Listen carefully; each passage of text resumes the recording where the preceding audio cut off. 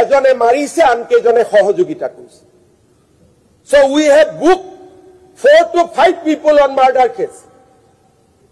yet আমি জুবিনক লৈ ধেমালি কৰিব আহা নাই আমি জুবিনক লৈ ৰাজনীতি কৰিব আহা নাই সিদ্ধাৰ্থৰ দুখ নাই শ্যাম গানুৰ দুখ নাই সিদ্ধাৰ্থৰ দুখ নাই শ্যাম গানুৰ দুখ নাই অসুসংগলবা মাটিৰে বিচাৰিছো মাটি বেলেগ কৰি আনক না প্ৰস্তাৱ এটা সিবিআই তদন্ত নালাগে সিবিআই কিয় দি আই ৰিজেক্ট সিবিআই ইনকুৱাৰী বিধানসভাত প্ৰস্তাৱ লোকে ভাৰত ৰত্ন দিব লাগে একো জুবিন দাক ভাৰত ৰত্ন দিবৰ কাৰণে আজি বিধানসভাত প্ৰস্তাৱ ক'লো ন মোৰ কোনো আপত্তি নাই জুবিন গাৰ্গৰ মৃত্যুৰ তদন্তৰ পৰা অশোক সিংহালক টাৰ্গেট কৰক it is a purely political game it is a purely political game সিদ্ধাৰ্থৰ গোটেইখিনি তদন্ত হ'ব লাগে স্যাৰ পলিটিকেল হয় নে নহয় মুখ্যমন্ত্ৰীক সমৰ্থন কৰি সিদ্ধাৰ্থৰ দুখ নাই শ্যাম গানুৰ দুখ নাই অশোক সিংহালৰ দুখ তাৰমানে ইউ আৰ প্লেইং পলিটিক্স আজি অসমৰ মানুহে অশোক সিংহালবা মাটিৰে বিচাৰিছো মাটি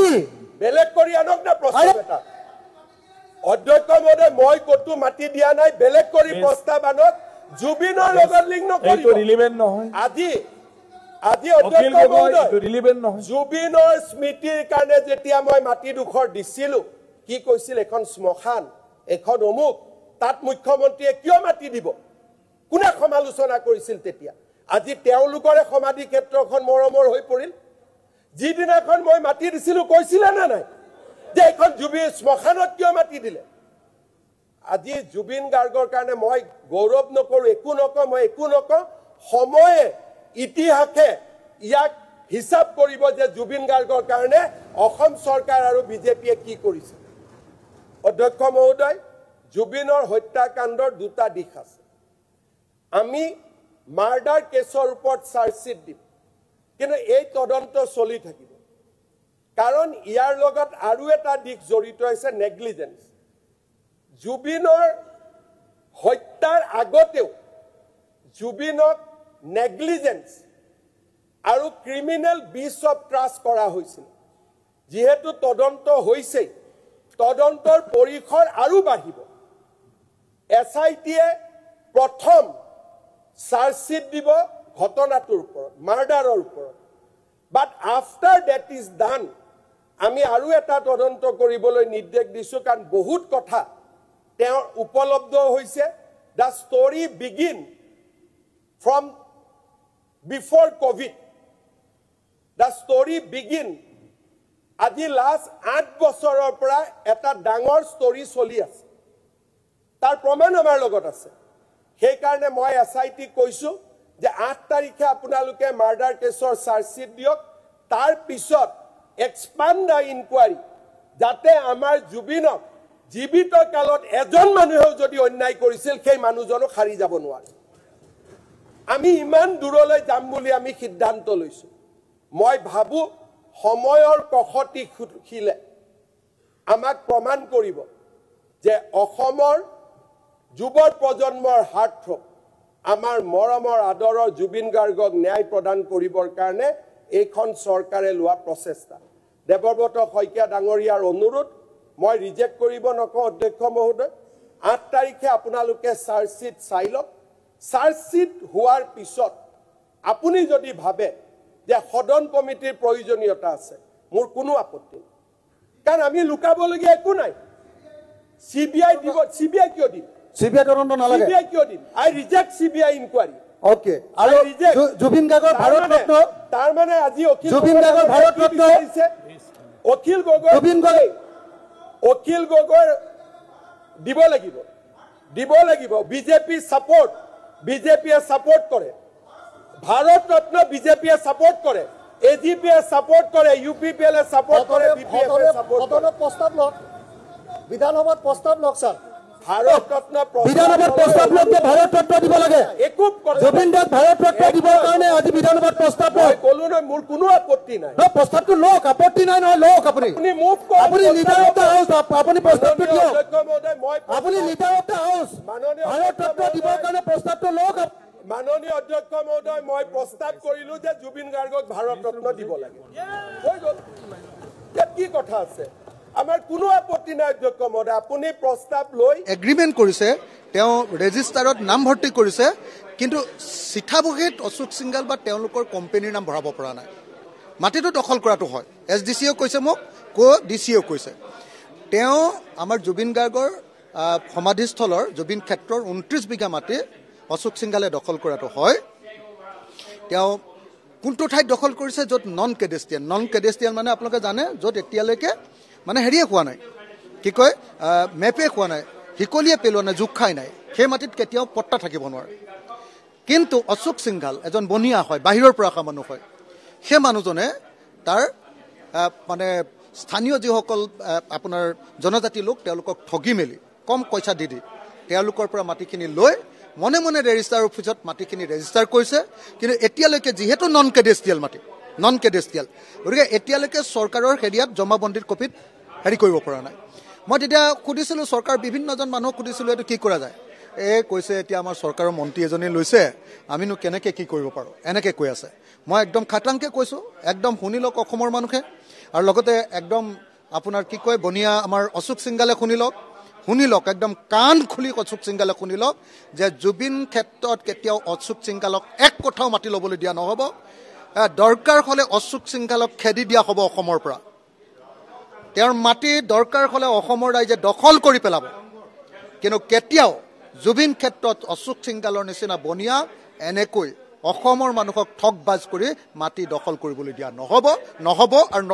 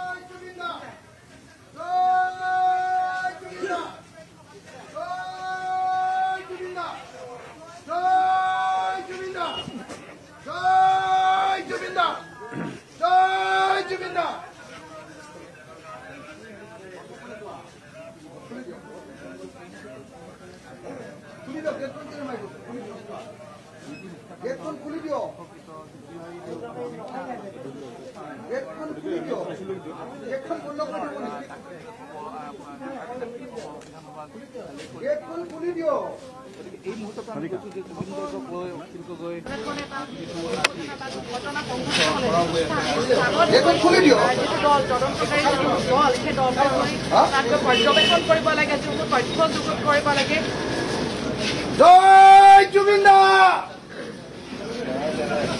হিমন্ত বিশ্ব শৰ্মাই পদত্যাগ কৰক। জুবিন দাক ন্যায় দিব নোৱাৰে গৃহমন্ত্ৰী হিমন্ত বিশ্ব শৰ্মাই পদত্যাগ কৰক। গৃহমন্ত্ৰী ব্যৰ্থ, হিমন্ত বিশ্ব শৰ্মা ব্যৰ্থ গৃহমন্ত্ৰীয়ে পদত্যাগ কৰক। গৃহমন্ত্ৰীয়ে পদত্যাগ কৰক।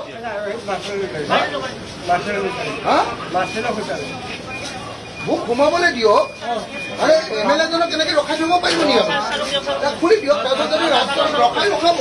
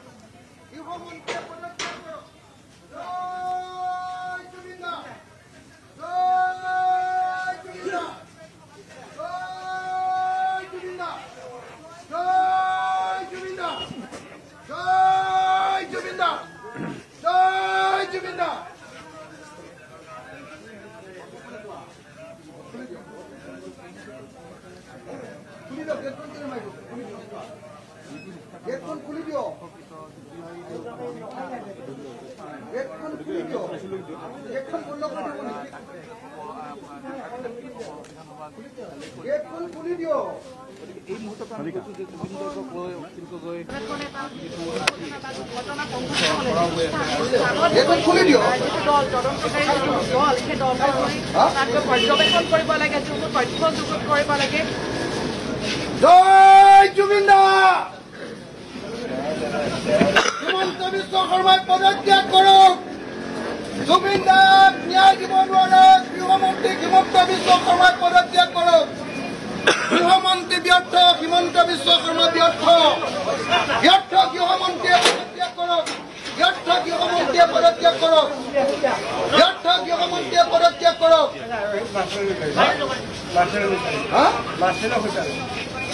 মোক সোমাবলৈ দিয়ক আৰে MLA জনক কেনেকৈ ৰখাই দিব পাৰিব নেকি আপুনি খুলি দিয়ক তাৰপিছত যদি ৰাস্তাত ৰখাই ৰখাব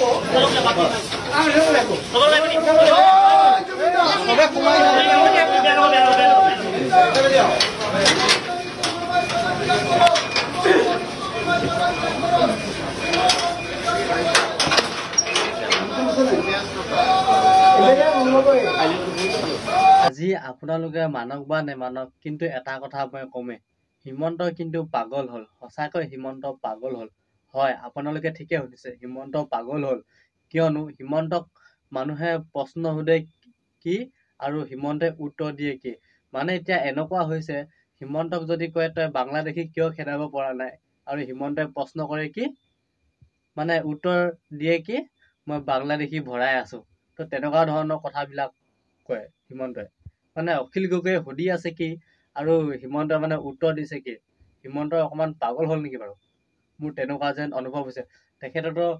মিছা কথা কয় আৰু কিমাননো মিছা কথা ক'ব মিছা কথা কৈ গোটেই মূৰৰ চুলিয়ে সৰি গৈছে আৰু মুখ্যমন্ত্ৰীয়ে নিজে কৈছে যে নিজ মুখেৰে কৈছে যে জুবিনক এটাই ধৰিছে আৰু বাকী কেইজনে জুবিনক মাৰিছে এই কথাষাৰ মুখ্যমন্ত্ৰীয়ে নিজে কৈছে আজি মানে মুখ্যমন্ত্ৰীয়ে সকলো কথা জানে জুবিন গাৰ্গক কোনে হত্যা কৰিলে কোনে ধৰিলে কোনে মাৰিলে মানে সকলোবিলাক কথা জানে কিন্তু কিয় মুখ্যমন্ত্ৰীয়ে এইবিলাক কথা ৰাজহুৱা কৰা নাই যদি সকলোবিলাক জানেই যে জুবিনক এটাই ধৰিছে আৰু বাকী কেইজনে মাৰিছে তেনেহ'লে সেই হত্যাকাৰী কেইজনক শাস্তি দিয়ক কিয় সিহঁতক ৰক্ষণাবেক্ষণা দিছে আচলতে মুখ্যমন্ত্ৰী মানে হৈছে কি মুখত যি ওলায় তাকে কয় আমিও জানো যে জুবিন গাৰ্গে নিজে মৰা নাই জুবিন গাৰ্গক হত্যা কৰা হৈছে বুলি কিন্তু আপুনিতো সকলোবিলাক কথা জানে আপুনিতো আজি একদম ডাঠি কৈছে জুবিন গাৰ্গক হত্যা কৰা হৈছে জুবিন গাৰ্গক এটাই ধৰিছে বাকী কেইজনে মাৰিছে বুলি আপুনিতো এষাৰ কথা নিজে কৈছে কিন্তু হ'লেও যে আপুনি কিয় জুবিন গাৰ্গক ন্যায় দিব পৰা নাই আজিৰ তাৰিখত মানে কি সিহঁতলৈ আপোনাৰ কি মৰম জাগিছে জুবিন গাৰ্গক মৰা মানুহ কেইজনলৈ আপোনাৰ মানে মৰম জাগিছে অশোক সিংঘাল চালা এটা বনিয়া বাহিৰৰ পৰা আহি অসমত মাটি দখল কৰিছে তাকো জুবিন গাৰ্গৰ সমাধি ক্ষেত্ৰৰ মাটি দখল কৰিছে চালা বনিয়াই অশোক সিংঘালে আপুনি কিন্তু তাত একো কৰিব পৰা নাই অশোক সিংঘালৰ কি ইমানে তলতীয়া হৈ থাকে নেকি আপুনি অসমৰ মুখ্যমন্ত্ৰী হয় অসমৰ জনসাধাৰণে পাতি দিয়া এজন মুখ্যমন্ত্ৰী হয় আপুনি কিন্তু সেই অশোক সিংঘালৰ মতে আপুনি চলে নেকি দিল্লী নাগপুৰৰ মতে আপুনি চলে নেকি কিয় অশোক সিংঘালে জুবিন ক্ষেত্ৰৰ মাটি দখল কৰিব পাৰিলে কেনেকৈ পাৰিলে সাহস কেনেকৈ হ'ল অসমৰ এজন মুখ্যমন্ত্ৰী থাকোতে খিলঞ্জীয়া মুখ্যমন্ত্ৰী থাকোতে এই বাহিৰৰ পৰা অহা বনিয়া এটাই যে জুবিন গাৰ্গৰ মাটি দখল কৰিলে জুবিন গাৰ্গ ক্ষেত্ৰত মাটি দখল কৰিলে আপুনি কি চাই আছে হাতহাবুতি অশোক সিংঘালৰ কথা ক'লে আপুনি কিয় কথাবিলাক মানে পিছ সৰকাই দিয়ে গা জ্বলে নেকি অশোক সিংঘালৰ কথা ক'লে মানে অশোক সিংঘালৰ কথা ক'লে হিমন্তৰ গা জ্বলে মানে কথাবিলাক মানে কেনেকৈ কয় নহয় হাঁহিয়ে ওলায় মানে কি কৰিম আৰু উপায় নাই মানে অশোক সিংঘালৰ কথা ক'লে হিমন্তৰ পুৰা গা জ্বলে আৰু হিমন্ত কক বকাই থাকে আৰু সেই কক বকাই থাকোঁতে মুখৰ পৰা যি টি ভাষা ওলাই যায় মানে যাকে তাকে আলে বালে এসোপামান গাই শুনায় মানে অশোক সিংঘালে কেনেকৈ জুবিন গাৰ্গৰ ক্ষেত্ৰৰ মাটিখিনি কেনেকৈ দখল কৰিব পাৰিলে সেইটো কথা কওক আপুনি সেইটো খেদাই দিয়ক না অসমৰ পৰা অশোক সিংঘাল বোলাটো